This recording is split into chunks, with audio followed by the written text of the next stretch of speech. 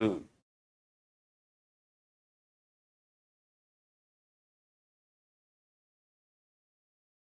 Good morning. Good morning everybody, good morning. नमस्कार नमस्कार देवियों और सज्जनों, नमस्कार। आप सबका स्वागत है। हाँ, मैं भी रिफ्रेश ही कर रहा था, स्टार्ट नहीं हो पा रहा था। कभी कभी मामला अटक जाता है 2 मिनट के लिए। ठीक है। Good morning, Ram Ram, welcome. तो हमारा जो कार्यक्रम चल रहा था उसमें हम लोग ग्रेविटेशन पढ़ रहे हैं। मैंने 2 लेक्चर्स रिकॉर्डेड आपको दिए। आज हम लोग ना ग्रेविटेशन में थोड़ा थ्योरी तो सब जान गए, और मोस्टली हमने देखे फॉर्मूले भी वैसे ही हैं जैसे हमने ऑलरेडी इलेक्ट्रोस्टैटिक्स में करे हुए हैं। कुछ केसेस को हम प्रैक्टिस कर लेंगे, यानी आज का सेशन प्रैक्टिस बेस्ड होगा। और प्लैनेटरी मोशन के बारे में मैं थोड़ा सा और आपको पढ़ाऊंगा। थोड़ा सा जो इलिप्टिकल ऑर्बिट होता है उसमें क्या क्या चीजें होती हैं उसको थोड़ा पढ़ लेंगे, और थोड़ा प्रैक्टिस करेंगे तो हमको जो कुछ बातें हैं जो उतनी क्लियर नहीं है, उससे जब क्वेश्चन सॉल्व करेंगे तो आपको थोड़ा समझ आ जाएगा क्या हो रहा है। हाँ, एक ने लिखा है कि रोटेशन ऑफ अर्थ की वजह से जो डेरिवेशन आपने लिखा था कि रोटेशन ऑफ अर्थ का क्या इफेक्ट होता है, वो भी ज़्यादा समझ नहीं आया। वैसे छोटे मोटे सवालों के जवाब भी मैं अभी दे दूंगा।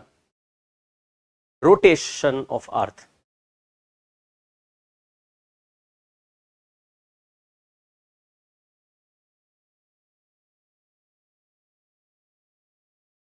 हाँ, हैप्पी छठ पूजा। तो छठ पूजा जिनके घर में हो रही है उनको बहुत बहुत बधाइयाँ, और जिनके घर में नहीं हो रही है उनको भी बधाइयाँ। अभी कार्यक्रम स्टार्ट करते हैं, चलिए। हम्म, कुछ क्वेश्चंस कर लेंगे। अभी मैं कुछ सवाल शुरुआत में जो आपको करा रहा हूं वो सैटेलाइट टाइप के क्वेश्चंस हैं, यानी कि किसी ऑर्बिट में बैठाने वाले सवालों के कुछ जवाब देंगे। कुछ क्वेश्चंस ऐसे कर रहे हैं जिसमें सवाल में सैटेलाइट को एक ऑर्बिट से दूसरे ऑर्बिट ले जाना में कितनी एनर्जी लगती है, कितनी वेलोसिटी लगती है, क्या होता है।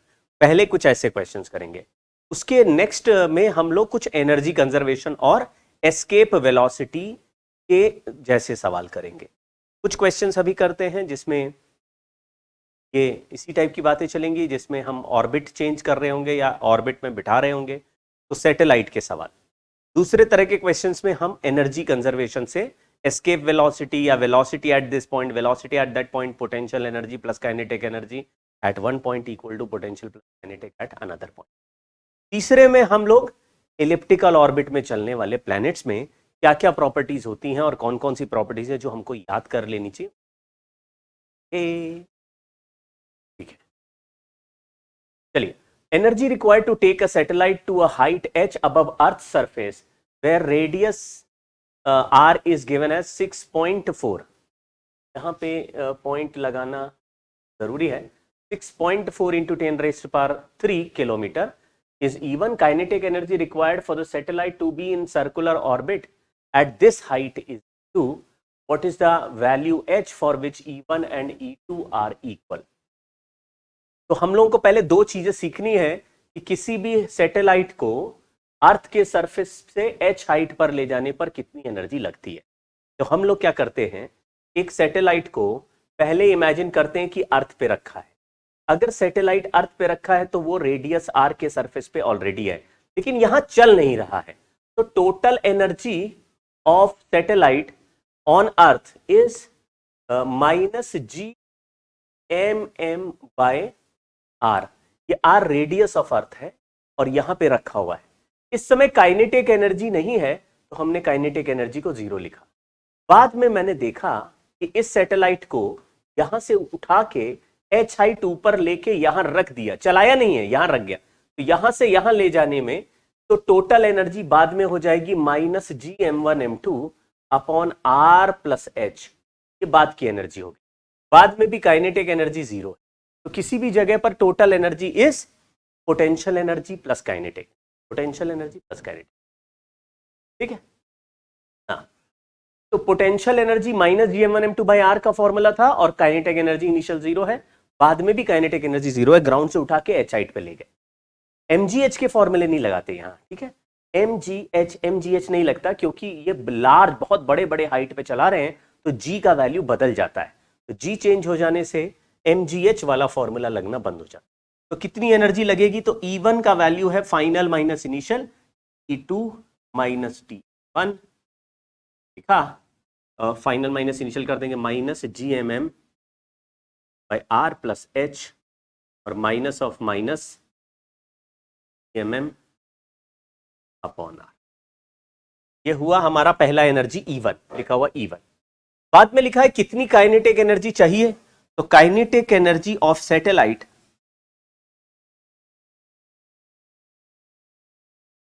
इज, उसी को E2 बोल रखा है और उसका फॉर्मूला था प्लस gm1m2/2r, क्योंकि जहां पे है वहां पे ऑलरेडी हाइट h है, तो इसी ऑर्बिट में अगर चलाएंगे तो काइनेटिक एनर्जी का फॉर्मूला होता था gm1m2/2r, gmm/2r, ये याद रखना है।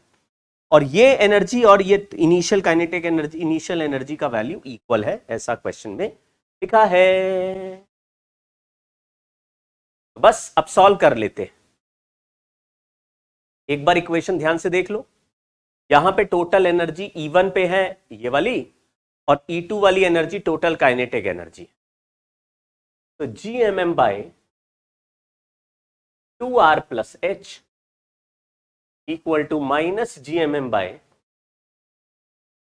Plus h plus gmm/r। तो इधर ले जाते हैं, 3/2 gmm/r plus h equal to gmm/r, gmm cancel कर दिया, 3r is 2r plus 2, r equal to h, h is r/2, value of r/2 is, एक बार चेक कर लो, रेडियस आर का वैल्यू दिया है 6.4 इंटू 10⁻3, हमारा आंसर आ जाएगा उसका हाफ 3.2 इंटू 10⁻3। बहुत आराम आराम से करना है, ज्यादा नहीं दिमाग लगा।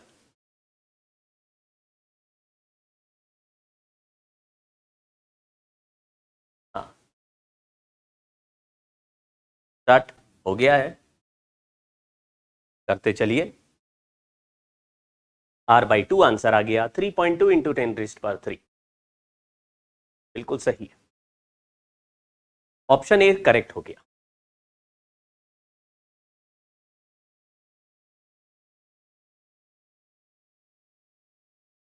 है जब कोई चीज ग्राउंड पे स्टेशनरी है तो उसकी पोटेंशियल एनर्जी माइनस gm1m2/r है और उसकी काइनेटिक एनर्जी 0 है।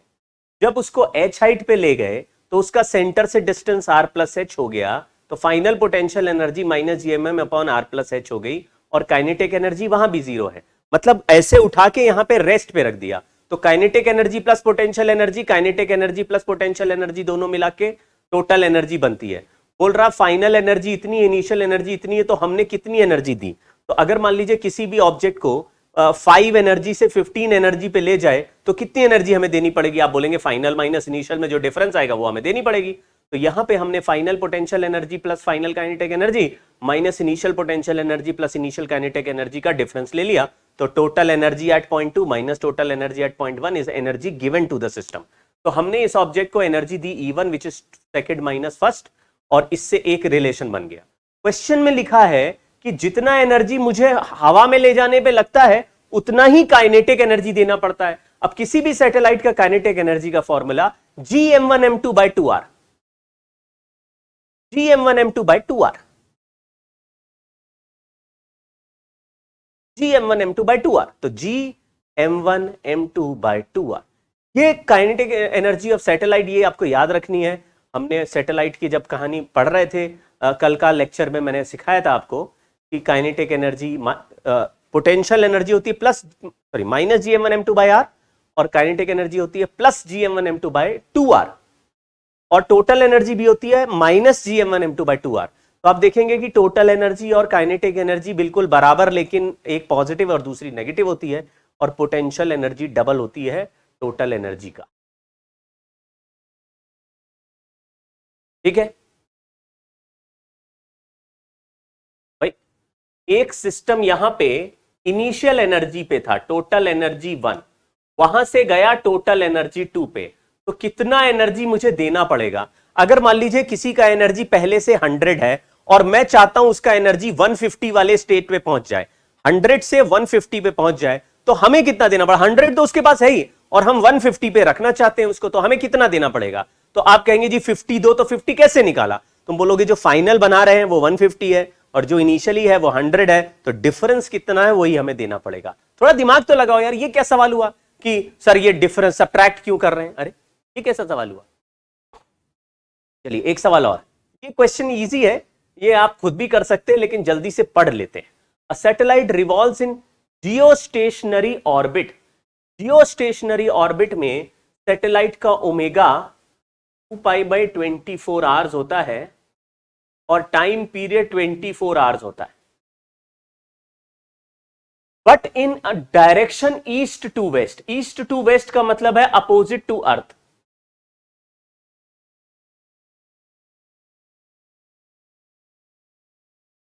अब कोई अर्थ एक ऐसा ऑब्जेक्ट है जो वेस्ट से ईस्ट घूम रहा है, और सैटेलाइट एक ऐसा ऑब्जेक्ट है जो ईस्ट से वेस्ट घूम रहा है, तो हम कहेंगे दोनों एक दूसरे के अपोजिट घूम रहे हैं।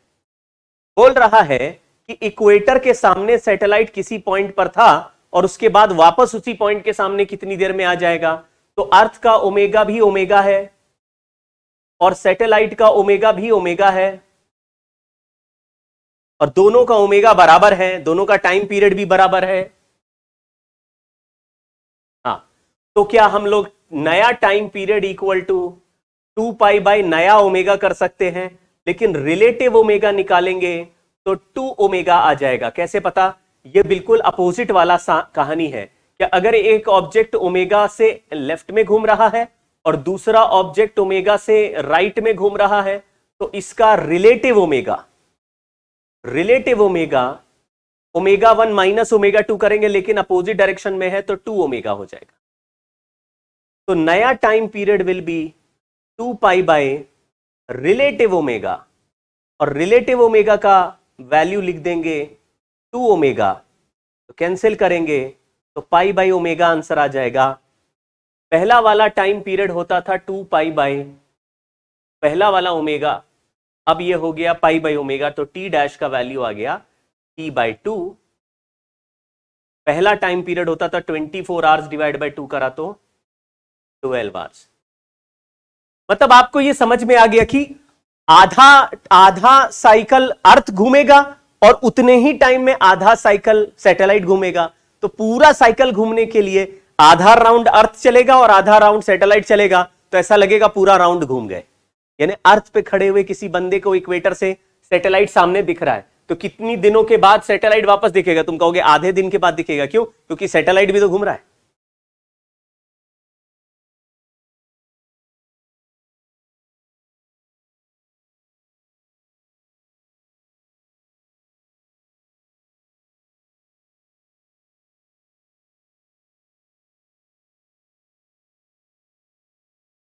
ट्वेल्व आवर्स हो गया। ठीक है, तो बहुत ही इजी क्वेश्चन था, इसलिए जल्दी से आगे बढ़ते हैं। चलिए देखिए, ये भी ऑर्बिटल वेलोसिटी जैसा है, बहुत सिंपल क्वेश्चन है। लेकिन orbital velocity of an artificial satellite in a circular orbit just above earth surface is v0। Just above earth surface यानी कि radius of satellite is radius of earth. Earth के surface के just above satellite को घुमाना है। जैसे radius of अर्थ मान लीजिए 6400 किलोमीटर है, यहां से 5 किलोमीटर ऊपर या 10 किलोमीटर ऊपर से सैटेलाइट को घुमाना है, तो ऑलमोस्ट रेडियस ऑफ अर्थ के बराबर के ऑर्बिट में ही घुमाना है इसको। तो हमारा जो सैटेलाइट का वेलोसिटी होगा वो हो जाएगा √of Em/r। फिर पूछा है the value of orbital velocity for another satellite orbiting altitude half of earth's radius. यानी कि अब नया रेडियस निकालें तो r plus r by two, altitude is half of, यानी कि अर्थ के सरफेस से r बाई टू हाइट ऊपर चले जाए और फिर उस ऑर्बिट में घुमाएं तो आप कहेंगे भाई इसका सेंटर से डिस्टेंस हो गया 3r बाई टू। तो नया ऑर्बिटल वेलोसिटी हो जाएगा gm by 3r by two, और gm बाय r को हम v नॉट लिख देंगे। v not dash is √2/3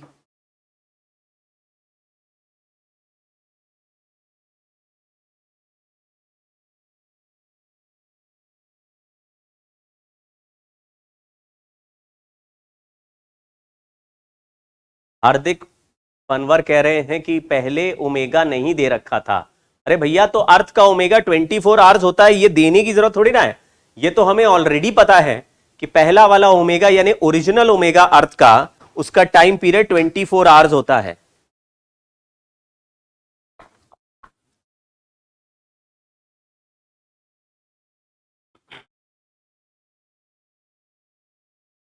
omega नहीं दे रखा, लेकिन ओमेगा हमें ऑलरेडी पता है। चलिए, ये वाले क्वेश्चन को भी जल्दी से कर दिया। तो ये केवल फॉर्मूला बेस्ड सवाल है। ऑर्बिटल वेलोसिटी का फॉर्मूला √gm बाय r होता है। में r की जगह कैपिटल R रखा, बाद में r की जगह 3r बाई टू रखा, और फिर 2 बार सॉल्व कर दिया।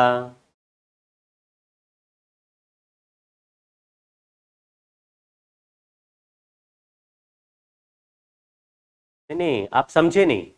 ये जियो स्टेशनरी का मतलब समझते हो भैया? बोल रहे सर सैटेलाइट का ओमेगा अर्थ के ओमेगा के बराबर है, ये आपको कैसे पता चला? जियो स्टेशनरी का मतलब होता है कि सैटेलाइट का ओमेगा और अर्थ का ओमेगा सेम रहे, तभी वो अर्थ से देखने पर स्टेशनरी रहेगा। लेकिन अर्थ से देखने पर अभी स्टेशनरी क्यों नहीं है? क्योंकि सैटेलाइट जियो स्टेशनरी ऑर्बिट में जरूर है, लेकिन उल्टे डायरेक्शन में घुमा दिया है। क्या ये बात समझे? हार्दिक भाई समझे क्या? आपका सवाल अच्छा है। फिर से सुनो बच्चों, अगर मैं कहता हूं कि एक कार 2 मीटर पर सेकंड से चल रही है और दूसरी कार सेम डायरेक्शन में 2 मीटर पर सेकंड से चल रही है, तो दूसरी कार हमारे रामलाल को रेस्ट पे दिखेगी। लेकिन अगर अपोजिट से आ रही है तो फिर तो रिलेटिव वेलोसिटी 4 हो जाएगा। तो अगर वो सेम डायरेक्शन में चल रहा होता तो वो ये सैटेलाइट जियो स्टेशनरी ऑर्बिट में जियो स्टेशनरी दिखता।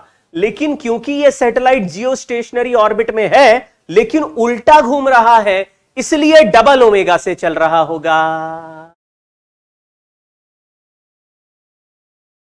ला ला ला,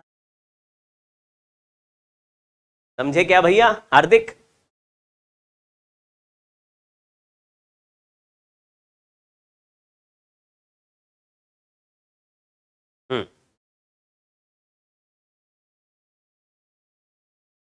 आगे बढ़ते हैं।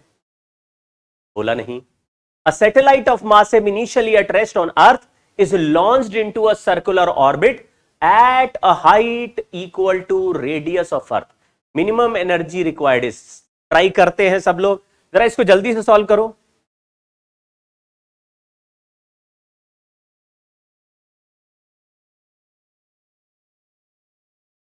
फटाफट।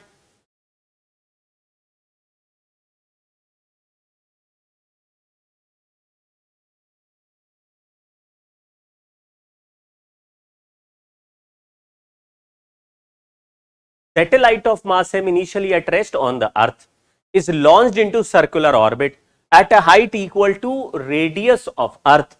तो यहां पर हमको radius of circular orbit 2r हो गया। मिनिमम एनर्जी रिक्वायर्ड होता है टोटल एनर्जी। अब जो सैटेलाइट है उसका इनिशियल एनर्जी होगा, क्योंकि वो सरफेस पे एट रेस्ट है।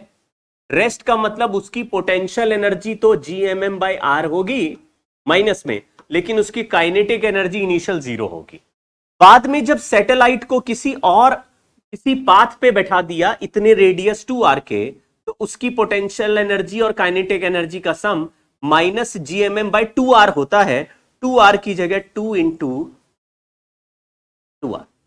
आप फिर से समझो, अगर कोई सैटेलाइट घूमने लगता है तो उसको काइनेटिक एनर्जी भी चाहिए और उसको पोटेंशियल एनर्जी भी चाहिए। ऐसे में काइनेटिक एनर्जी का फॉर्मूला GMM/2R, पोटेंशियल एनर्जी का फॉर्मूला -GMM/R। अर्थ के चारों तरफ एक रेडियस R के ऑर्बिट में, और टोटल एनर्जी का फॉर्मूला -GMM/2R होता है। तो ये जो -GMM/2R है, इसी को मैंने लिखा है टोटल एनर्जी को। वैसे तो दोनों को ऐड कर सकते थे, लेकिन ये डायरेक्टली याद है।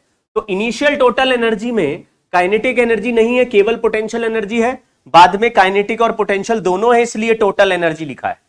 काइनेटिक पोटेंशियल ऐड करके -GMM/2R। पहले केवल इनिशियल पोटेंशियल एनर्जी थी। तो बताइए कितनी एनर्जी रिक्वायर्ड हो जाएगी? तो energy required is final minus initial, -GMM/4R -GMM/R, 3/4 GMM/R। तो GM की जगह GR² लिख देते हैं। 3/4 छोटा g into R² small m/R। ये कैंसिल करा, आंसर आया 3/4 mg। ये एक अलग से इंफॉर्मेशन है कि सरफेस पे जो g का वैल्यू होता है, सरफेस पे g का वैल्यू GM/R² के बराबर होता है। तो g इंटू एम की जगह GR² लिख दिया, छोटा g इंटू R²।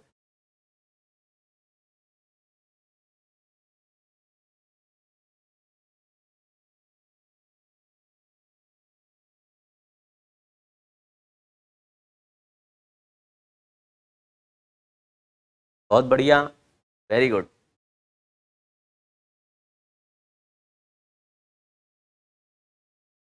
अर्थ का एटमॉस्फेयर हम क्यों नहीं लेते?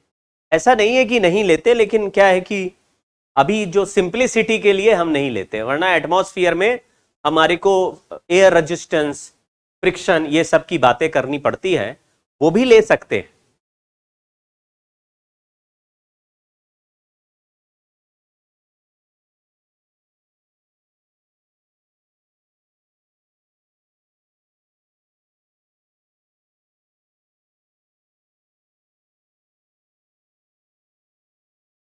ठीक है, ये भी सवाल सेम है, इसको होमवर्क बोल देता हूं।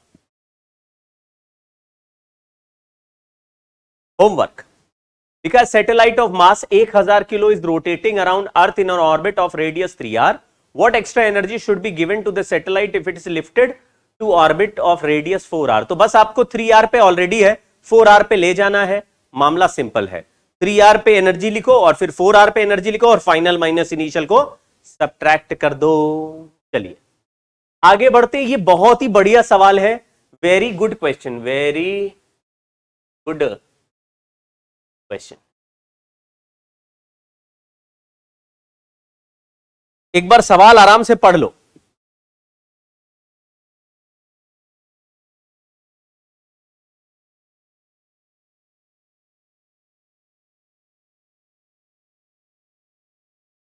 क्वेश्चन है, a spherical body of radius r consists of a fluid of constant density is in equilibrium under its own gravity.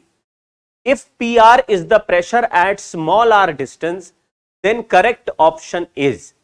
खेल ये है कि किसी भी जगह पर ये r रेडियस का एक स्फीयर है और इस स्फीयर के अंदर किसी भी स्मॉल r रेडियस पे जाते हैं, तो यहां जो ग्रेविटी है वो बाहर के मास को अंदर की तरफ अट्रैक्ट कर रही है। अट्रैक्शन की वजह से किसी भी लेयर पे एक प्रेशर क्रिएट हो जा रहा है। सर ये कुछ बात समझ में नहीं आई। प्रेशर ऐसे ही है जैसे मान लीजिए एक टेबल पे आपने एक ब्रिक रख दी। अब इस ब्रिक के वेट की वजह से और इसके बेस के एरिया की वजह से इस टेबल पे एक प्रेशर क्रिएट हो जाएगा। इस जैसे एक ब्रिक है, एक ईंट है जिसको आप टेबल पे रख दो, तो ईंट का सरफेस एरिया जो टेबल के कांटेक्ट में, उस पे वेट की वजह से एक प्रेशर क्रिएट हो जाएगा। सर प्रेशर मुझे कुछ समझ में नहीं आया, कैसे क्रिएट हो जाएगा? तो आप ऐसा करो, अपने हाथ की 4 उंगलियां लो, टेबल पे रखो, उसके ऊपर ब्रिक रख दो, तो वो जो ब्रिक के वेट से प्रेशर क्रिएट होगा वो आपकी फिंगर्स को आप ऐसे पिचका रहा होगा। तो आप कहेंगे हाँ सर थोड़ा थोड़ा इमेजिन तो हुआ। अब अगर मैं इसके ऊपर एक और ब्रिक रख दूं, अब मैं आपसे पूछूं, बताओ प्रेशर कम हो गया कि ज्यादा? आप कहेंगे अगर मैं यहां पे अपनी फिंगर्स को रखूंगा तो प्रेशर और ज्यादा फील होगा, क्योंकि जैसे जैसे ऊपर का वेट इंक्रीज हो रहा है वैसे वैसे प्रेशर भी इंक्रीज हो रहा है। यहां पे जैसे ही इसमें फिंगर फंसाएंगे वैसे ही ऊपर से प्रेशर इंक्रीज होता जाएगा, और वेट रखेंगे तो और प्रेशर। ऐसे ही किसी भी लेयर पे दो चीजें हैं कि इस लेयर के ऊपर जो वेट है, अंदर का जो जगह है वो ऊपर के सारे मास को अंदर की तरफ अट्रैक्ट कर रहा है। जितना अट्रैक्ट करेगा किसी भी लेयर पे उतना ज्यादा प्रेशर क्रिएट होता जाएगा। तो फिर हम लोगों को यह पता लगाना है कि यहां किसी भी जगह पर कितना प्रेशर है। अगर आपको याद हो कि कोई मास m का स्फीयर ले जिसका डेंसिटी कांस्टेंट हो और जिसका पूरा रेडियस r हो, तो उसके अंदर किसी भी जगह पर ग्रेविटेशनल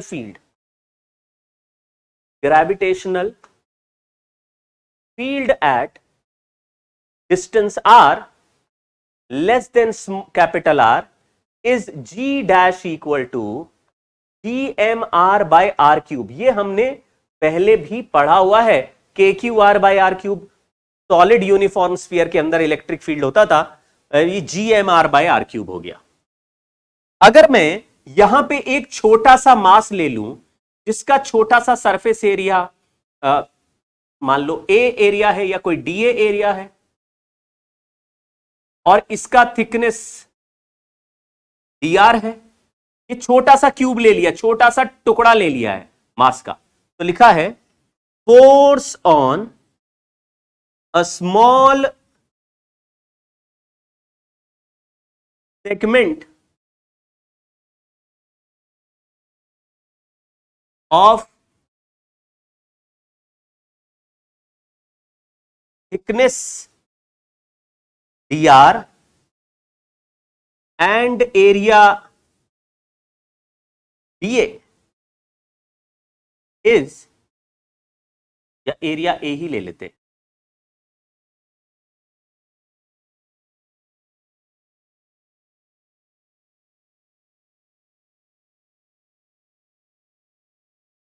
हमने R रेडियस पे ही ग्रेविटेशन फील्ड क्यों ले रहे हैं? क्योंकि हर जगह पर ग्रेविटेशन फील्ड अलग होता है, और हर जगह फील्ड अलग होता है तो किसी भी छोटे सेगमेंट को सेंटर की तरफ खींचने वाला फोर्स अलग होगा। उस फोर्स को वहीं के एरिया से डिवाइड करेंगे तो वहां का प्रेशर हमें पता चल सकता है। तो हमने क्या करा, जैसे ये स्फीयर है R रेडियस का, इसके सेंटर से स्मॉल r डिस्टेंस पे गए और यहां पे एक छोटा सा टुकड़ा कट किया। ये छोटा, मान लीजिए छोटा सिलेंडर की तरह है, इसका एरिया A है और इसका थिकनेस dr है, तो और ये जो छोटा सा सिलेंडर जैसा हो गया, इसका वॉल्यूम हो गया A dr, इसका मास हो गया रो इंटू A dr। तो फोर्स हो गया छोटा सा, इस पे नेट फोर्स जो है, मतलब इस पे जो ग्रेविटेशन फोर्स अंदर की तरफ खींच रहे हैं, वो ग्रेविटेशनल फोर्स का वैल्यू, ग्रेविटेशनल फोर्स जो सेंटर की तरफ लग रहा होगा वो हो जाएगा GmR/r³। ये हो गया gravitation field into mass dm, GmR/r³ into rho A dr। ये आ गया छोटा सा df फोर्स, df। इसको एरिया से डिवाइड कर देंगे दोनों साइड तो प्रेशर बन जाएगा, df है ये।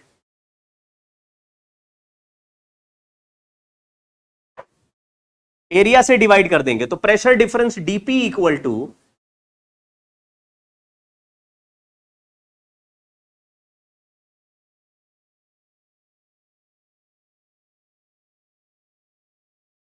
देखो ध्यान से, समझ गए होंगे। जैसे मैंने कहा कि मान लीजिए यहां पे एक छोटा सा लेयर मैंने लिया, इस लेयर में जो छोटा सा मास dm है, उस dm की वजह से ऐसे अंदर की तरफ फोर्स लग रहा होगा df। अब यहां से नीचे वाले लेयर से एक नॉर्मल रिएक्शन लगेगा n, और ऊपर वाले लेयर से एक नॉर्मल रिएक्शन नीचे लगेगा, ये नीचे वाला लिख दिया n1, ऊपर वाला लिख दिया n2।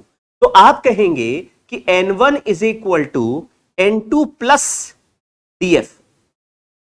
तो ये इस तरफ ले जाएं तो n1 माइनस n2 का वैल्यू df आ गया। यानी दोनों साइड जो लेयर है उनके बीच में एक ऊपर से नॉर्मल रिएक्शन लग रहा होगा और नीचे से नॉर्मल रिएक्शन, नीचे का नॉर्मल रिएक्शन ज्यादा होगा, ऊपर का नॉर्मल रिएक्शन कम होगा। अगर ये नॉर्मल रिएक्शंस के डिफरेंस को एरिया से डिवाइड कर दूं तो यही जो है वो प्रेशर डिफरेंस डेल्टा पी बन जाएगा। मतलब थोड़ा सा दिमाग लगाना, जैसे ध्यान से देखना, मैंने इसको ब्रिक वाले आइडिया से किया। मैंने आपको बोला मान लो कि ये एक ब्रिक है और उसके ऊपर एक और ब्रिक है, तो मैं अगर आपको पूछूं कि ऊपर वाले सरफेस पे प्रेशर P1 है और नीचे वाले पे P2 है, तो कौन सा प्रेशर ज्यादा होगा? तो आप कहेंगे नीचे वाले पे प्रेशर ज्यादा होगा। मैं कहूंगा क्यों ज्यादा होगा? तो आप बोलोगे देखो ये ऊपर वाले सरफेस के ऊपर वेट कम है और नीचे वाले सरफेस के ऊपर वेट ज्यादा है, तो टोटल वेट जिस सरफेस पे ज्यादा होगा वहां ज्यादा नॉर्मल रिएक्शन लगेगा, जहां के ऊपर कम वेट होगा वहां कम लगेगा। ऐसे ही यहां पर भी बहुत सारे लेयर हैं, किसी भी एक लेयर के नीचे और एक लेयर के ऊपर में ऊपर वाले लेयर पे नॉर्मल रिएक्शन कम, नीचे वाले पे ज्यादा होगा। थोड़ा सोच के देखो, अगर मैं एक टेबल पे आपका हाथ रखूं और उसके ऊपर एक ब्रिक रखूं, आपका हाथ रखूं, फिर एक ब्रिक रखूं, एक ब्रिक रखूं और फिर उसके ऊपर 3 ब्रिक और रखूं। फिर से सुनो, एक टेबल पे पहले आपका हाथ रख दूं, आपकी फिंगर रख दिया, फिर उस पे एक ब्रिक रख दिया, फिर आपका दूसरा हाथ रख दिया, फिर उसके ऊपर 3 ब्रिक और रख दी। अब मैं आपको पूछूं, बताओ किस हाथ पे ज्यादा प्रेशर फील हो रहा है? तो तुम कहोगे जो सबसे नीचे है उस पे ज्यादा हो रहा है क्योंकि उसके ऊपर ज्यादा वेट है, और जो बीच में कम ब्रिक्स ऊपर है तो कम वेट ऊपर बैलेंस करना पड़ रहा है तो प्रेशर कम है।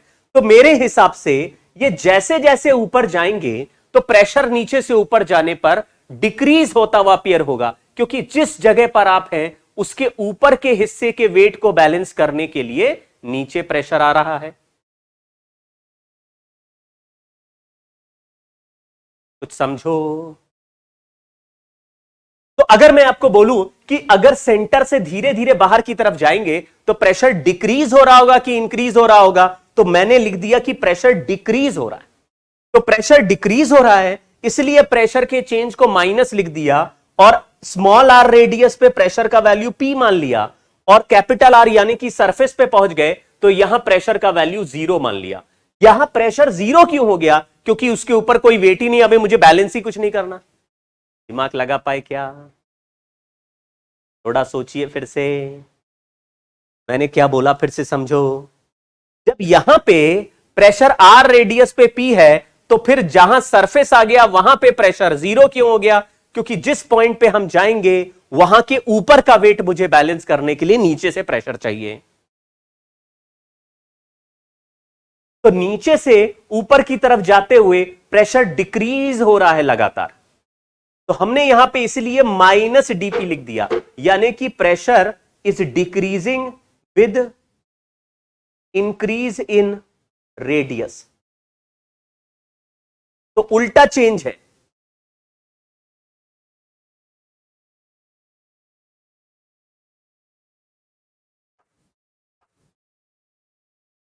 उल्टा चेंज।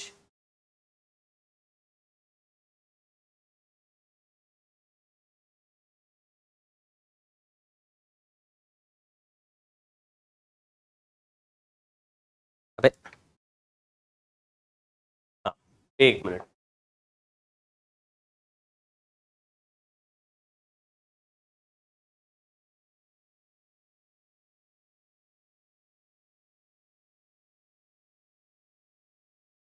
चलो यहीं ले लेते हैं।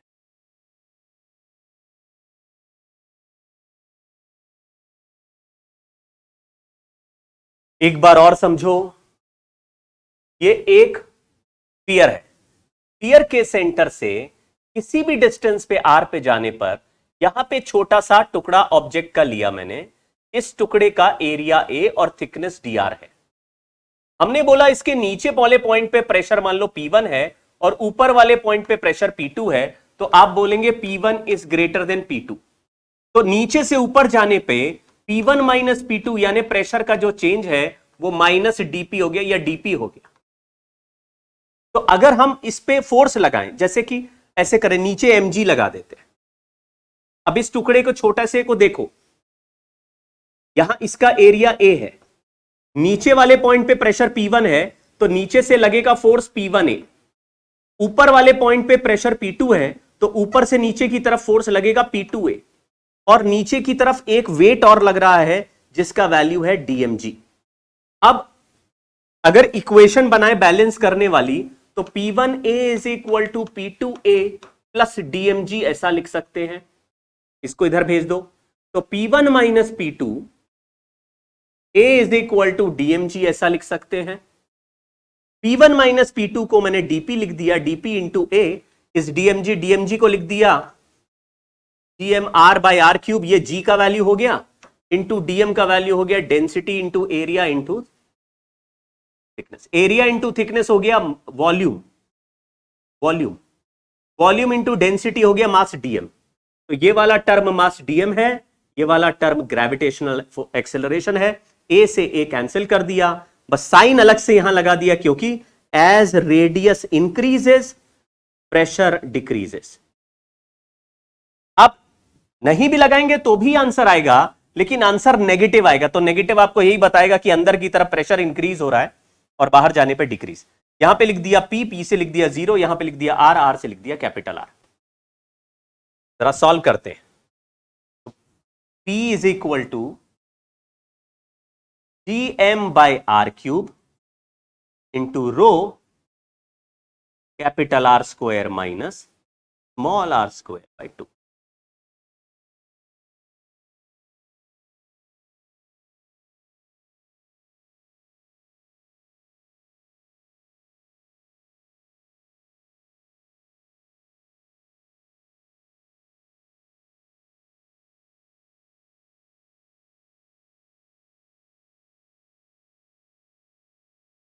ऐसे सवाल थोड़े ट्रिकी हैं, एरोडोव में दिया हुआ है ये क्वेश्चन, यही एडवांस में आने से पहले ही एरोडोव में था।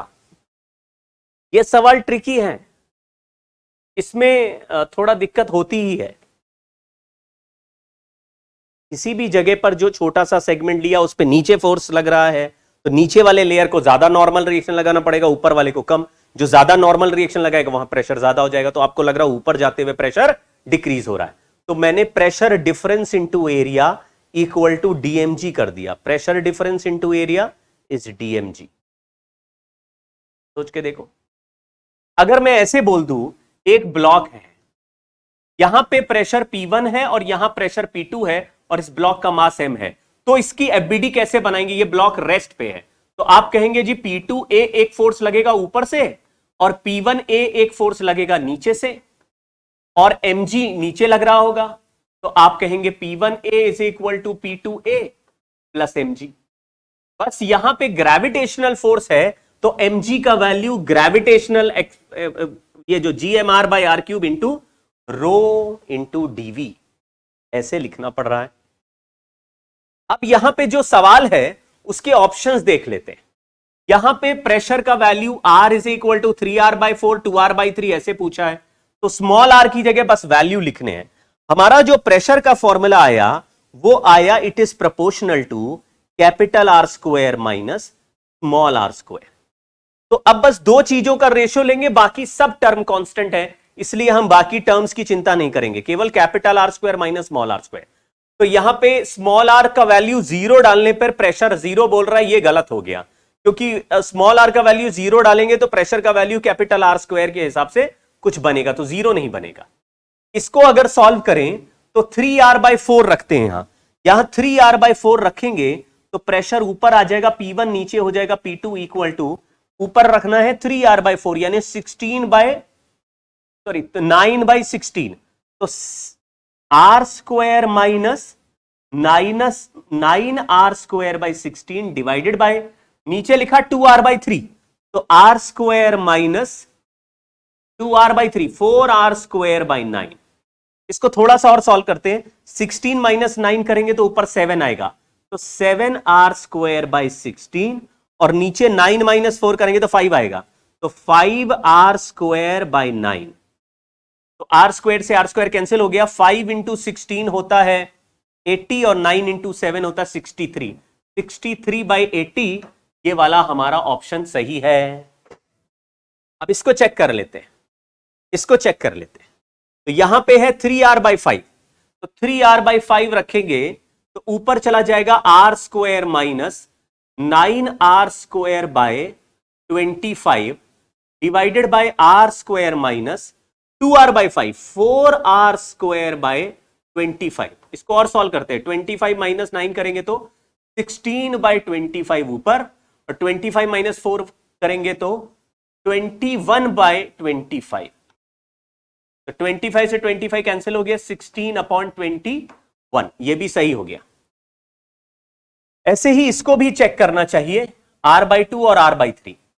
तो r² minus r²/4 upon r/3 है, r² माइनस r²/9। 4 माइनस 1 करा तो 3/4 आ गया, और ये 8/9 हो गया, 27/32, 20/27।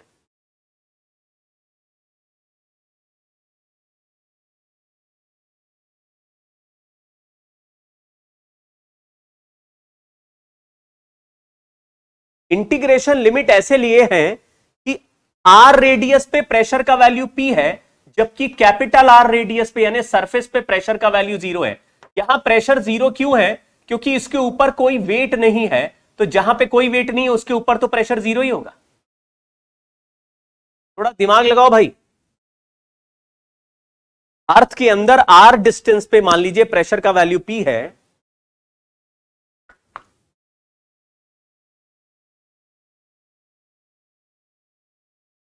अंदर से बाहर की तरफ जा रहे हैं, प्रेशर डिक्रीज हो रहा है, तो अंदर से बाहर जाते जाते जाते जब सरफेस पे पहुंचोगे तो प्रेशर 0 हो जाएगा, क्योंकि सरफेस के ऊपर कुछ भी नहीं है।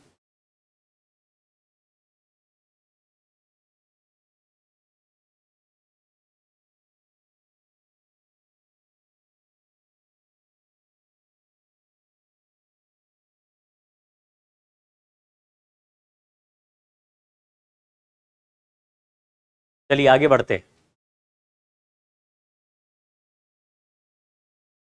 क्वेश्चन है, a particle is projected with velocity √4gr/3 vertically upward from the surface of earth, r being the radius of earth, g being acceleration due to gravity on the surface of earth, velocity of the particle when it is half of the maximum height reached by it is। तो पहले क्या करते हैं, maximum height निकालते हैं। तो maximum height को कुछ h मान लेता हूं। मैक्सिमम हाइट पर वेलोसिटी 0 हो जाएगा। मैक्सिमम हाइट का मतलब है जहां पे उसके ऊपर और नहीं जा रहा, मतलब फाइनल वेलोसिटी 0 हो गया। तो अभी जो इनिशियल वेलोसिटी है √4/3gr, उसको काइनेटिक एनर्जी में लिखा, इनिशियल काइनेटिक एनर्जी और इनिशियल पोटेंशियल एनर्जी। बाद में काइनेटिक एनर्जी को लिख दिया 0, और बाद की पोटेंशियल एनर्जी को लिख दिया -gmm/r+h। ये इक्वेशन थोड़ा समझने की कोशिश करना भाई। अब यहां पे m की जगह u की जगह √gr/3 लिख रहे हैं, 4gr/3 यहां पे, तो half small m 4gr/3 minus gmm/R equal to -gmm/R+h। इसको थोड़ा सॉल्व करें और gr को gr² इक्वल टू gm होता है, तो यहां gr की जगह gm/R लिख देते हैं, ये आ जाएगा, ऐसे कैंसिल करा 2/3 gmm/R minus gmm/R equal to -gmm/R+h। तो आप gmm और gmm कैंसिल कर दीजिए, 1 में से 2/3 माइनस करेंगे तो 1/3 आ जाएगा। 1/3 से आपको R+h का वैल्यू 3r के बराबर और h का वैल्यू 2r दिखेगा। ये h equal to 2r maximum height from surface आ गया। अब सवाल में पूछा है कि velocity v is at half of maximum height.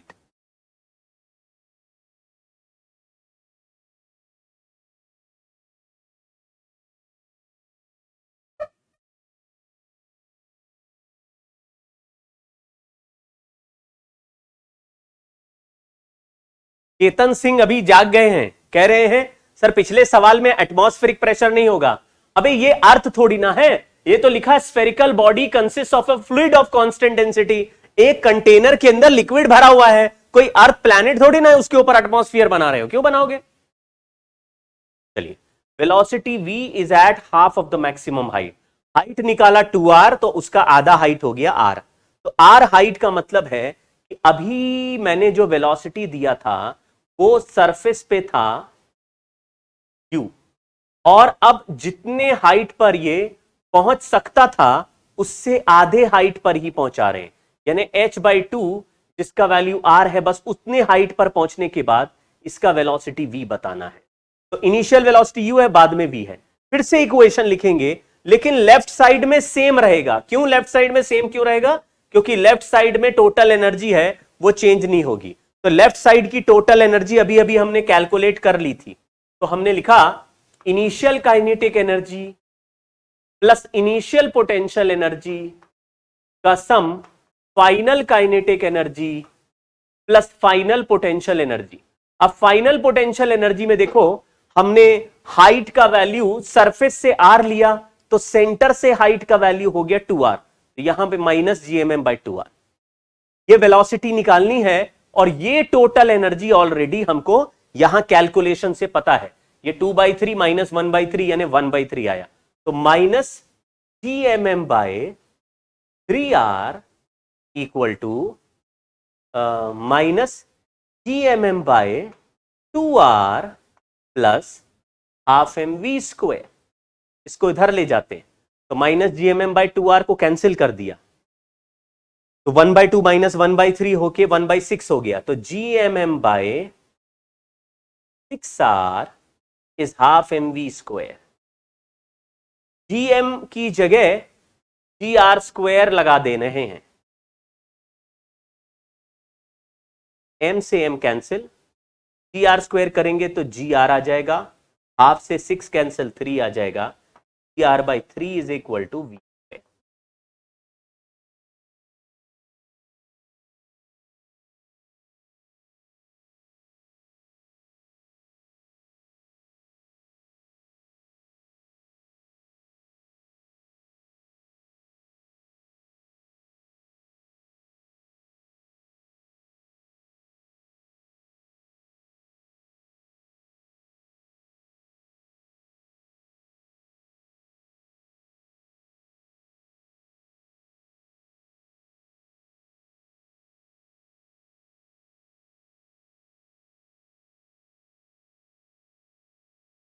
बहुत ही अच्छा कर रहे हैं आप लोग।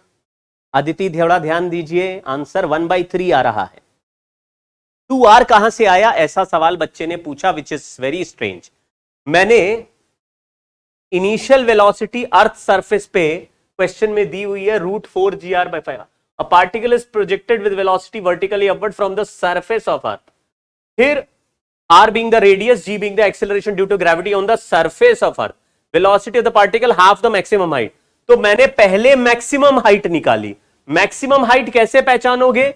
जब मैक्सिमम हाइट होगी तो वेलोसिटी 0 हो चुकी होगी, यानी फाइनल काइनेटिक एनर्जी 0 मान के और हाइट को h मान के मैंने क्वेश्चन सॉल्व किया, और इनिशियल वेलोसिटी का वैल्यू यहां रख दिया, यानी initial kinetic energy plus initial potential energy equal to final kinetic energy plus final. तो फाइनल काइनेटिक एनर्जी 0 रखा, तो फाइनल पोटेंशियल एनर्जी में h का वैल्यू कैलकुलेट करने से 2r आ गया।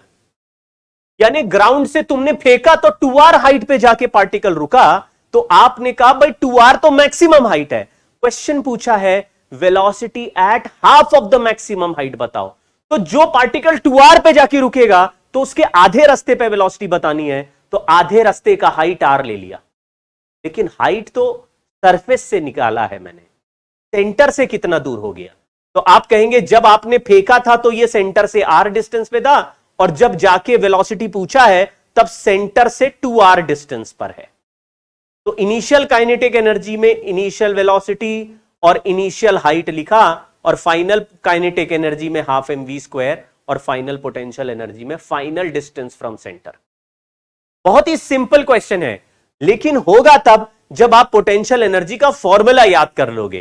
फॉर्मूला पोटेंशियल एनर्जी का -gmm/r यानी डिस्टेंस फ्रॉम सेंटर है।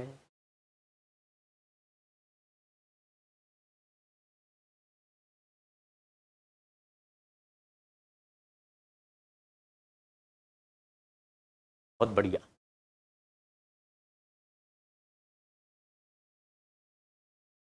एक क्वेश्चन और कर रहे हैं, ये बहुत ही मजेदार सवाल है।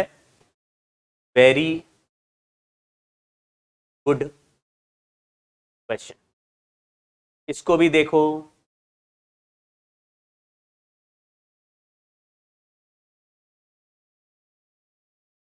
Why can't we use third equation?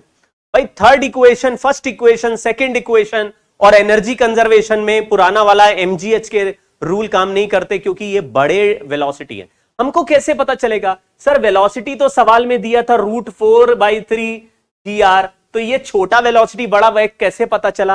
अरे लल्ला देखो, आर क्या है? रेडियस ऑफ अर्थ। जब भी रेडियस ऑफ अर्थ के बराबर के डिस्टेंसेस इन्वॉल्व होंगे तो ये अपने आप लार्ज डिस्टेंस का सवाल हो गया, और जब बड़े बड़े डिस्टेंसेस पे चलेगा पार्टिकल तो फिर जी का वैल्यू बदल जाएगा। जब जी बदल जाएगा तो यूनिफॉर्म एक्सेलरेशन के कोई भी इक्वेशन और फॉर्मूले काम नहीं करेंगे। आप अभी 9th क्लास टाइप के बच्चों जैसी बातें नहीं कीजिए। जो चीज यहां सिखाई जा रही है वो पहले कैलकुलेट नहीं की जा सकती थी, क्योंकि रास्ते में जी का वैल्यू बदल जाएगा फॉर लार्ज डिस्टेंस। तो अगर आप इतना छोटा डिस्टेंस चल रहे कि एक पार्टिकल को ऐसे फेंका सर 100 मीटर ऊपर गया, तो बताइए अब एनर्जी इक्वेशन बनाए कि ut + ½ at² से सॉल्व कर दें। अबे ut + ½ at² से कर दो, क्योंकि 100-200 मीटर में जी का वैल्यू बदलता नहीं, यूनिफॉर्म एक्सेलरेशन है। तो ये बहुत ही बचकाने सवाल हैं कि सर हम थर्ड इक्वेशन क्यों नहीं लगाते, हम सेकंड इक्वेशन क्यों नहीं लगाते, सर हम न्यूटन्स लॉ से क्यों नहीं कर रहे हैं, हम यही क्यों कर रहे हैं, हम वही क्यों कर रहे हैं। थोड़ा सा समझो ना ये वाला। अब जो क्वेश्चन है ये बहुत ही मजेदार सवाल है। दो मजेदार बातें हैं इस क्वेश्चन में, दो मजेदार बातें। एक तो ये सवाल बहुत बढ़िया है ही, दूसरी बढ़िया सबसे बात है कि ये उस साल आया था जिस साल मैंने जेई दिया था, और ये जेई के पेपर में मुझसे सॉल्व हो गया था। इस क्वेश्चन में एक ऐसी चीज है जिसको मैंने वहां पे ऐसा सवाल कभी नहीं करके गया था, वहीं पे क्रैक कर दिया था, और उसके बाद मुझे बड़ा प्राउड फील हुआ था। हो सकता है यही वो सवाल हो जिसकी वजह से मुझे ऐसा लगा हो मेरी फिजिक्स अच्छी है, मैं पढ़ाना चालू कर देता हूं। तो देखिए, distance between centres of 2 stars is 10a, masses of these stars is m and 16m, radii are a and 2a respectively. A body of mass m is fired straight from the surface of larger star towards the surface of smaller star. What should be the minimum initial speed to reach the surface of smaller star? Obtain expression in terms of distance. A का radius a है,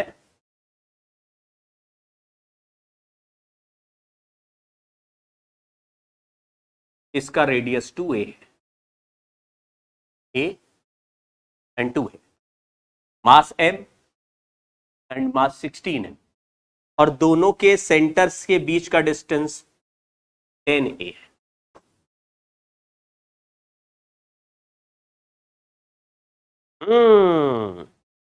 electrostatics में भी ऐसा सवाल आया, बिल्कुल सही जवाब। इसमें एक ऐसा पॉइंट है जिसको हम लोग जानते हैं एक स्पेशल नाम से। मैंने आपको बोला था उसका स्पेशल नाम है, उस पॉइंट का स्पेशल नाम है नल पॉइंट। याद आया? Neutral point, null point. आपको यह पता लगाना होगा कि पार्टिकल को,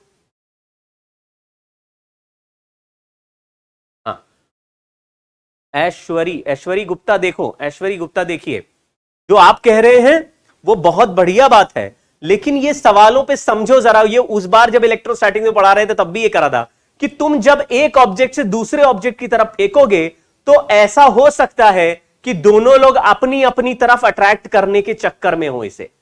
तो आप फेंक रहे हैं तो आपको केवल ऐसे पॉइंट को क्रॉस कराना चाहिए जिस पॉइंट के बियॉन्ड दूसरे का ग्रेविटेशन फील्ड स्ट्रांग हो जाए।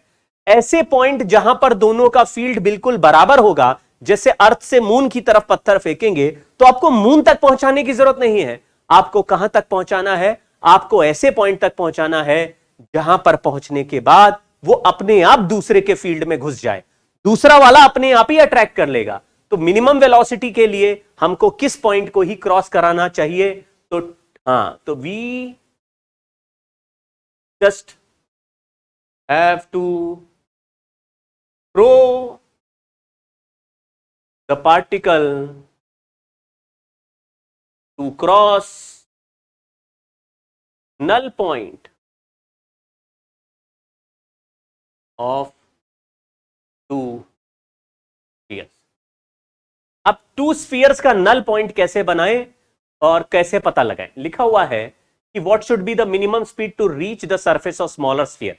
यानी यहां से मैंने एक पार्टिकल को v वेलोसिटी से फेंका, वही पता लगाना है v वेलोसिटी से, और हमको यह पता लगाना है कि नल पॉइंट कहां पे है।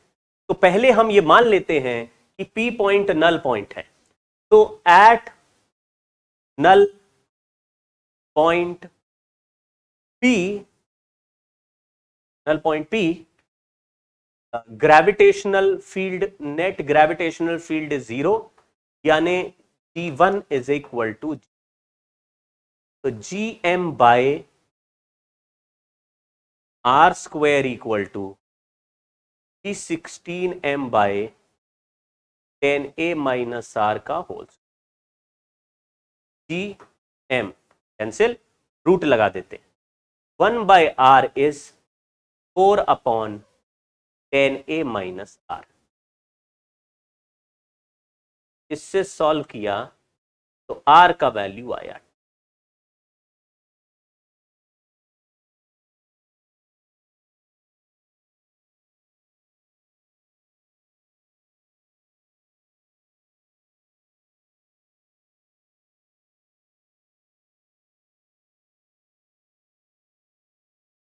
तो मिनिमम वेलोसिटी के लिए particle should cross point P with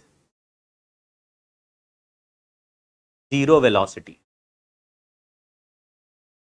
बस, तो एनर्जी कंजर्वेशन लगाएंगे पॉइंट नंबर 1 से पॉइंट नंबर 2 के बीच में। तो इनिशियल पोजीशन है सरफेस ऑफ लार्जर स्फीयर और फाइनल पोजीशन है नल पॉइंट। अब इनके बीच में एनर्जी कंजर्वेशन लगाएंगे तो आंसर वेलोसिटी का आएगा। तो K1 plus U1 at 1 is equal to K2 plus U2 at 2 को ही नल पॉइंट कह रहे हैं। एस्केप वेलोसिटी से कर सकते हैं क्या?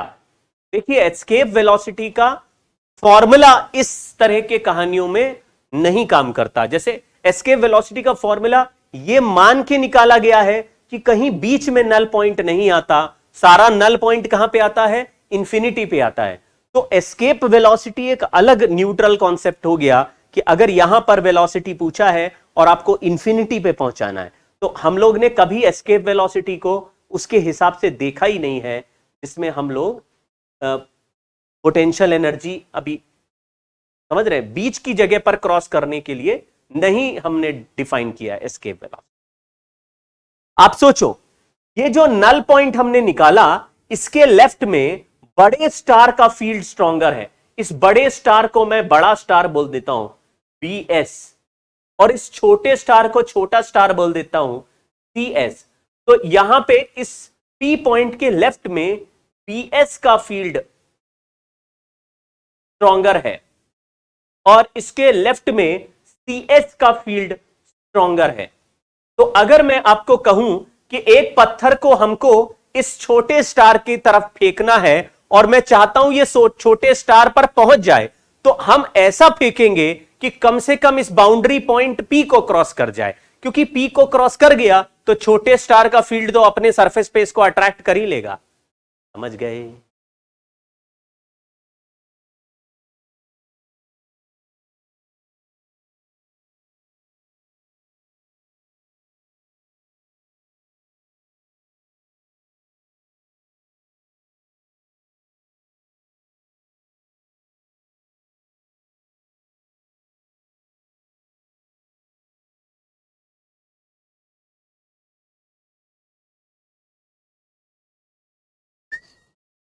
अब जरा इसमें एनर्जी कंजर्वेशन की इक्वेशन बना लेते हैं।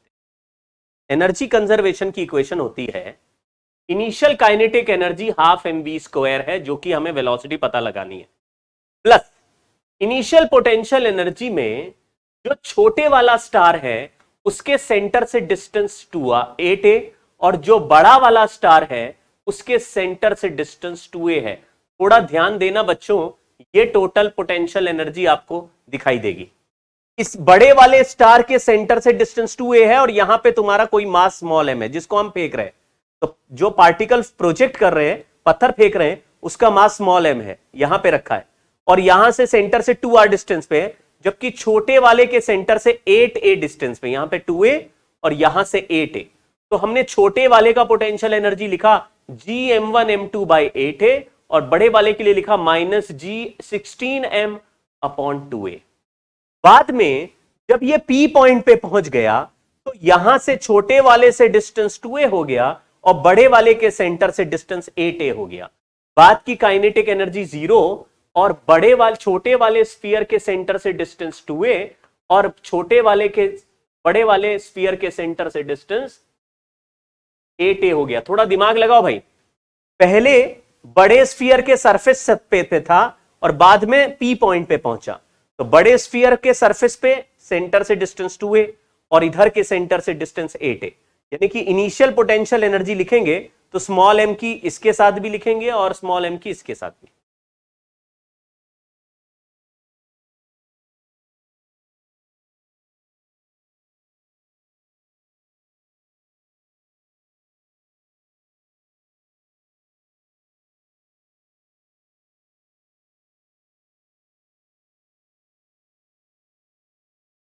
हाँ, तो चंद्रयान अगर भेजोगे बच्चा तो चंद्रयान को आधे रास्ते तक ही वो देना फ्यूल, मतलब वहां तक का दीजिए और उसके बाद तो अपने आप मून उसको अट्रैक्ट कर लेगा। फिर उसके बाद हमको उल्टा रोवर चलाना पड़ता है, उल्टा रॉकेट चलाना पड़ता है। जैसे वो जो स्पेस एक्स का रॉकेट होता है जो थ्रस्ट दे दे के जमीन पे आके बैठता है, वैसा वाला थ्रस्ट देखना पड़ेगा।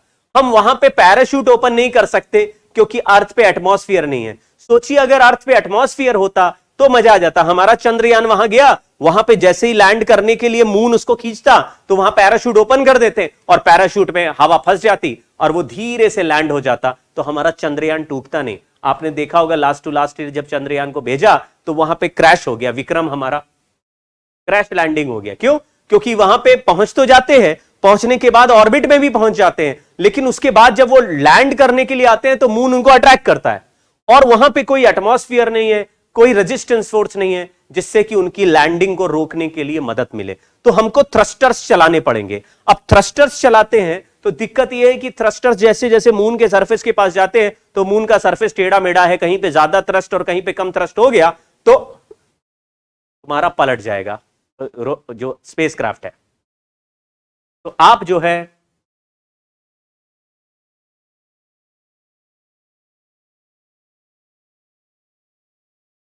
मून पर चंद्रयान भेज रहे हैं तो इसको थोड़ा सॉल्व करेंगे हम। तो ये 8/a है और ये 1/8 है, तो इसको 65 GMM/8a उधर भेज दिया, माइनस ये 2/a है तो 4/2a, 1/2a, 5/2a।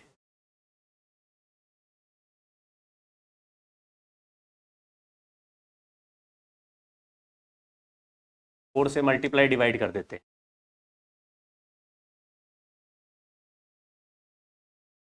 m और m कैंसिल कर देते, 8a नीचे आ जाएगा, 65 माइनस 25 ये 45 हो जाएगा, gm और हो जाएगा हाफ v स्क्वायर, ये हो जाएगा, हाफ से कैंसिल करा ये 4 हो जाएगा। v का value under root of 45 GM/a।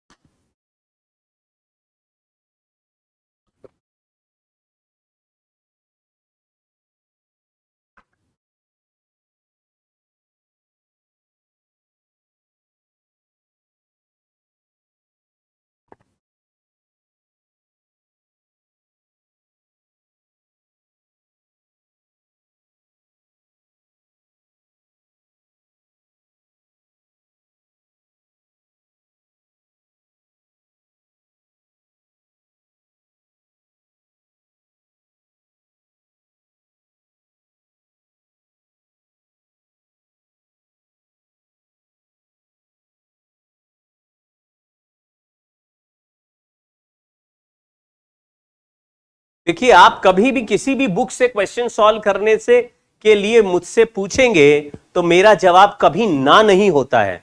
मैं कभी आपसे ये नहीं बोलूंगा आप बुक से क्वेश्चन ना करें अनलेस वो बुक बहुत खराब है। तो आप अगर मुझसे कभी भी सवाल पूछते हैं जब कि सर हम डीसी पांडे से क्वेश्चन सॉल्व कर लें या सिंगेत से क्वेश्चन सॉल्व कर लें या मॉड्यूल से क्वेश्चन सॉल्व कर लें या एचसीवी से क्वेश्चन सॉल्व कर लें या कोई और फिटजी का बुकलेट कर लें या किसी और कोचिंग का बुकलेट कर लें, तो हमारा जवाब हमेशा हाँ है, कर लो भाई, मैं रोकूंगा ही नहीं। आप अपने टाइम टेबल को खुद बनाओ, ठीक है। एक बुक में मैंने पढ़ा कि हमारा जैसे आपने एक साइकिल रेस करके टूर डे फ्रांस करके एक बहुत जबरदस्त कंपटीशन होता है, ऐसे बहुत सारे चैंपियनशिप होते हैं साइकिल रेस के जिसमें बहुत सारे अलग अलग कंट्रीज हैं। इंडिया नॉर्मली ऐसे चैंपियनशिप में पार्टिसिपेट नहीं करती। इंग्लैंड का ट्रैक रिकॉर्ड बहुत ही खराब था साइकिल रेस की चैंपियनशिप में, यानी टूर डे फ्रांस उन्होंने कभी नहीं जीता था 100 साल के इतिहास में, कभी कोई ओलंपिक गोल्ड मेडल नहीं जीता था। तो उन्होंने एक नए कोच को हायर किया और उन्होंने बोला कि भाई हमारी टीम को तुम ट्रेन करो। इसने इंग्लैंड वालों ने एक कोच को हायर किया और बोला हमारी टीम को ट्रेन करो, हमारा टीम जीतना चाहिए जो भी साइकिल का चैंपियनशिप होता है। तो कोच ने क्या करा कि भाई पहले खिलाड़ियों से मिले, पता वता किया, तो टीम की हालत काफी खराब थी, इतनी खराब थी कि साइकिल कंपनी उनको साइकिल नहीं देती थी कि अगर हम स्पॉन्सरशिप में साइकिल दे देंगे तो हमारा नाम और खराब हो जाएगा, टीम लास्ट आती है। फिर कोच ने क्या किया, कोई भी ड्रास्टिक मेजर नहीं किया, उसने वही किया जो हमें अपनी तैयारी में करना चाहिए। क्या किया, उसने हर पूरे दिन भर का चार्ट बनवाया कि तुम क्या क्या करते हो और हर प्रोसेस को थोड़ा सा इंप्रूव कर दिया। मतलब जैसे सोने का टाइम है उसको थोड़ा इंप्रूव कर दिया, जगने का टाइम है उसको फिक्स कर दिया और इंप्रूव कर दिया। इनफैक्ट जिस कमरे में वो रह रहे हैं उसमें थोड़ा इंप्रूवमेंट ला दिया, जिस तरह की ट्रेनिंग एनवायरनमेंट में चल रहे हैं उसको थोड़ा इंप्रूव करा। यानी कि हर चीज में 1% का डिफरेंस उसने क्रिएट किया। जो खाना खा रहे हैं उसमें थोड़ा सा पॉजिटिव चेंज किए। कैसे कि खाना कितना खाना है ये भी उसने बना दिया कि भाई इतना खाना इस दिन खाना है, चैंपियनशिप से पहले ये खाना है, चैंपियनशिप के बाद ये खाना है, ट्रेनिंग के टाइम पे ऐसे खाना है, इतने बजे खाना है। और अलग अलग दिन अलग अलग टास्क बनाए, जिस खिलाड़ी को जिस हिसाब से फायदा हो रहा था उसको उसी हिसाब का चार्ट दिया।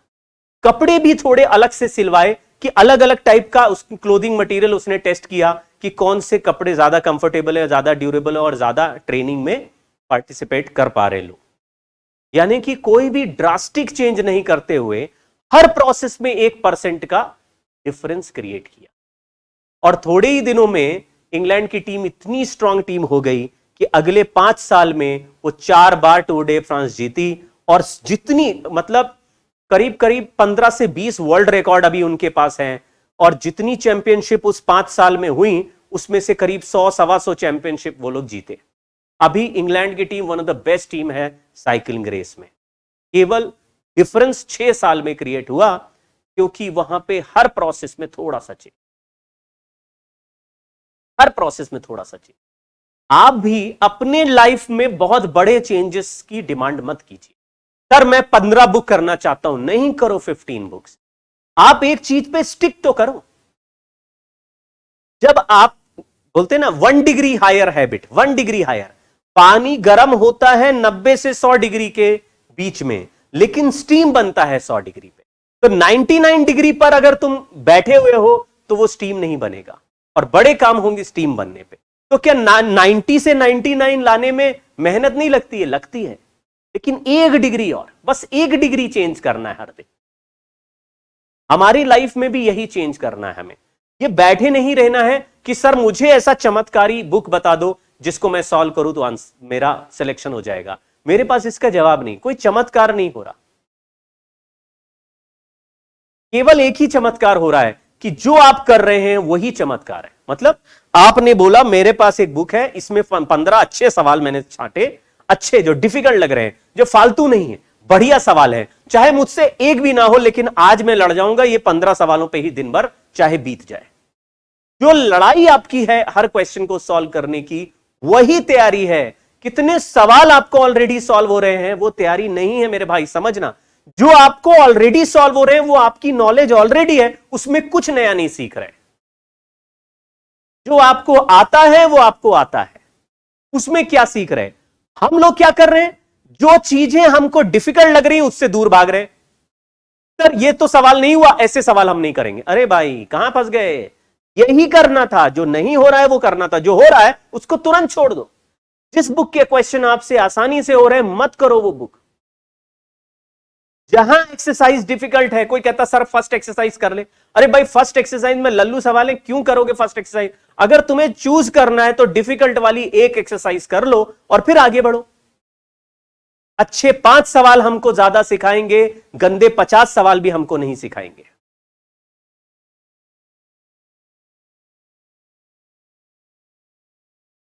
हमको अभी उसकी चिंता नहीं करनी है कि कैसे हम अपने अंदर एक बहुत ड्रास्टिक चेंज लाएं। ड्रास्टिक चेंज नहीं, आप अभी भी अपने टाइम टेबल पे स्टिक कीजिए।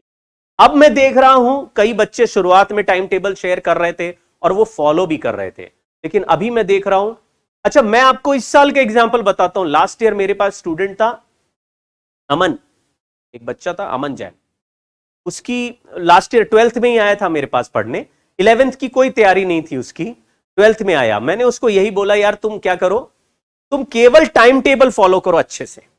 तो उसने बोला सर टाइम टेबल कैसे बनाना होता? मैंने कहा बनाना कैसे होता ये इसकी साइंस नहीं है, जो तुम पढ़ना चाहते हो वैसा टाइम टेबल बना दो और उसको लिख के मुझे भेज दो।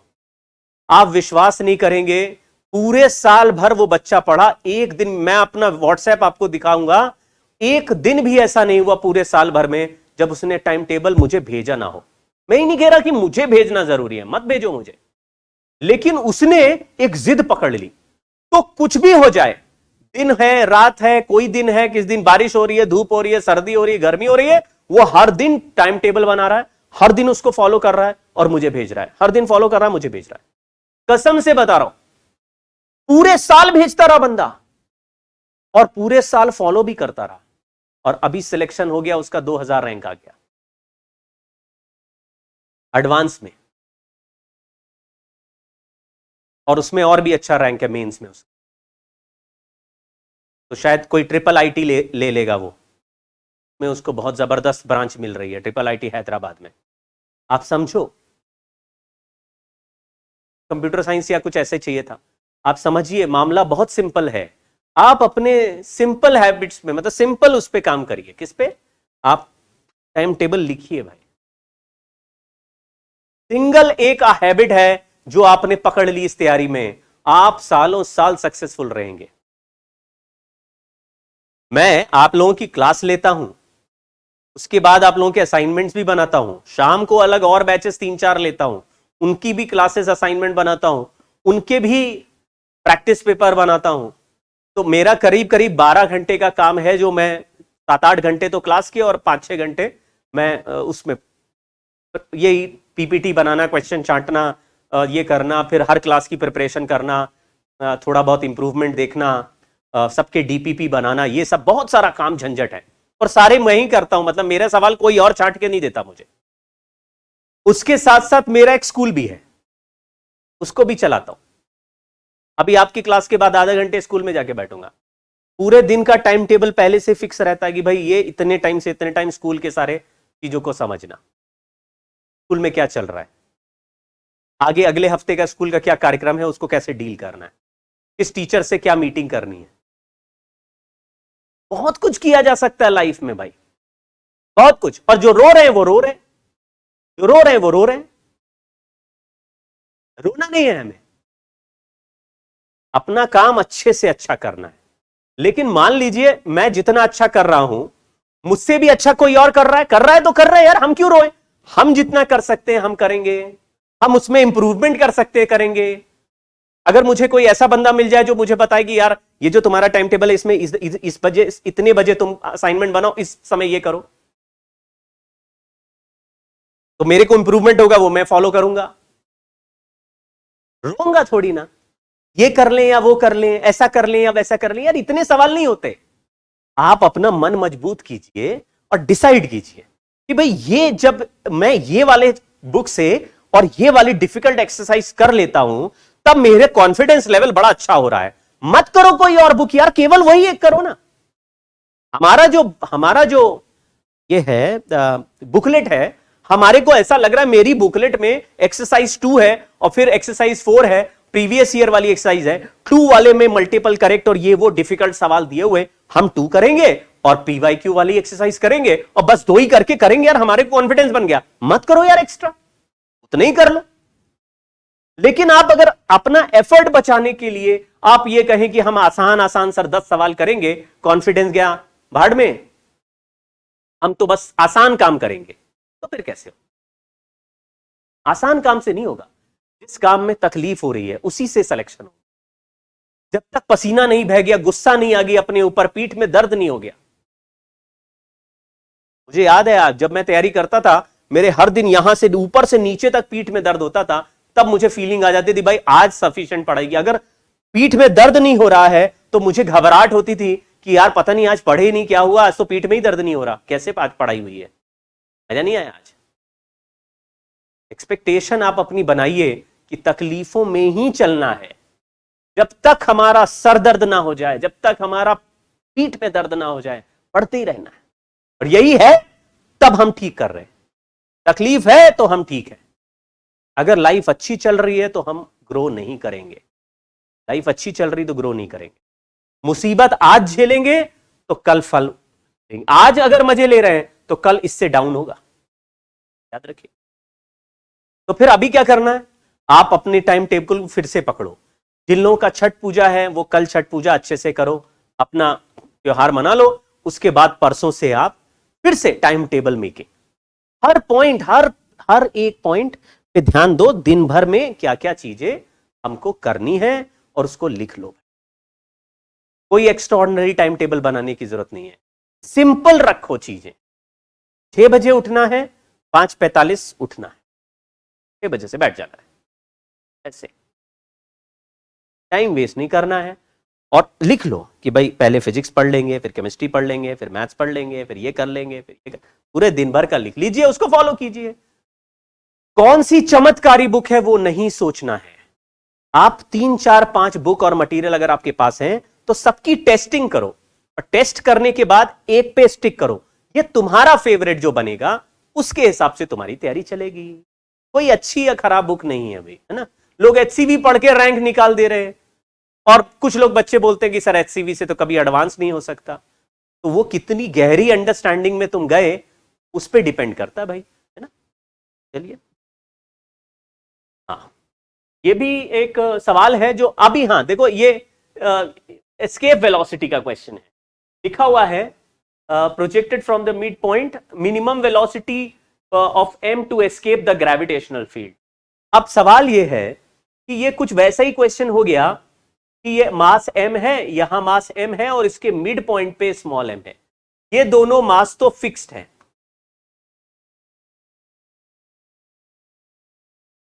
और यहां से एक वेलोसिटी v से पार्टिकल फेंका है जिससे कि एस्केप कर जाए, यानी इंफिनिटी पे पहुंच जाए। तो इंफिनिटी पे पहुंच जाए तो पोटेंशियल एनर्जी, काइनेटिक एनर्जी 0 हो जाए। तो हम लोग ने इनिशियल पोटेंशियल एनर्जी लिखा -gm/L/2 into m, -gm/L/2 into m। थोड़ा पढ़ लो सवाल। 2 bodies each of mass m are kept fixed at separation 2l, sorry 2l separation है, 2l सेपरेशन। तो 2l सेपरेशन है मतलब ये भी सेपरेशन l है, ये भी सेपरेशन है। Perpendicular to the line joining, constant g है, correct the select the correct alternative. एक पार्टिकल को वेलोसिटी v से बीच में से फेंका और बोल रहा है इंफिनिटी पहुंच गया। तो इन दोनों की पोटेंशियल एनर्जी और इन दोनों की पोटेंशियल एनर्जी को ऐड कर दिया और काइनेटिक एनर्जी को ½ लिख दिया, और बाद में पोटेंशियल एनर्जी 0 हो गई, बाद में मिनिमम वेलोसिटी तो काइनेटिक एनर्जी भी 0 हो गई। तो -gm/L 2gm/L हो जाएगा। तो ½ इज 2gmm/L, m से m कैंसिल, 2 ऊपर गया, वेलोसिटी का वैल्यू हो गया √gm/L। सेकेंड ऑप्शन ठीक लग रहा है। तो फर्स्ट गलत हो गया, थर्ड भी गलत हो गया और फोर्थ भी सही हो गया, क्योंकि टोटल एनर्जी रिमेन्स कांस्टेंट, यानी कि कंजर्वेशन ऑफ एनर्जी तो है ही यहां।